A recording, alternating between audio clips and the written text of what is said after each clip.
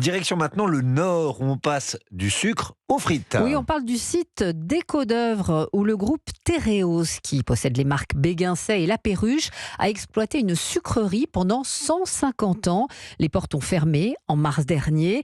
Et aujourd'hui, Roland Lescure, ministre de l'Industrie, est venu parrainer cette annonce. Le Belge Agristo rachète l'usine et va y fabriquer notamment des frites. Reportage de Lionel Gougelot.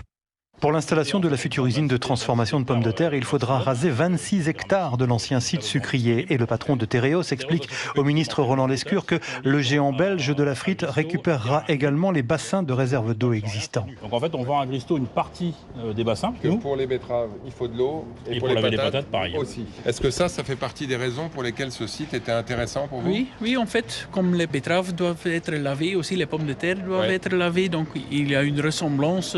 Ici, dans 4 ans, donc la pomme de terre remplacera la betterave. 500 000 tonnes de patates transformées chaque année. Un projet de réindustrialisation qui rassure le maire d'Éco-d'œuvre, Thierry Boutemans. La nouvelle odeur à laquelle il va falloir être habitué, puisqu'avant on avait l'odeur du sucre de la betterave cuite. Là maintenant, ça va être la frite. Une nouvelle aventure qui s'annonce, 350 millions d'investissements, 350 emplois. C'est vraiment une belle opportunité pour le territoire. Mais tout cela n'efface pas l'amertume des salariés de Tereos, en partie reclassés sur d'autres usines du groupe ou affectés à ce qui ne sera plus ici qu'un site de conditionnement du sucre. On est content pour encore Brésil, l'emploi, c'est très bien. Nous, après, à titre personnel, il y a une petite amertume quand même. Nous, on voulait garder notre site. Mais si le géant belge de la frite tient ses engagements, il emploiera ici 2 fois plus de salariés qu'il n'y en avait chez Tereos. À Éco-d'œuvre, Lionel Gougelot, Europe 1.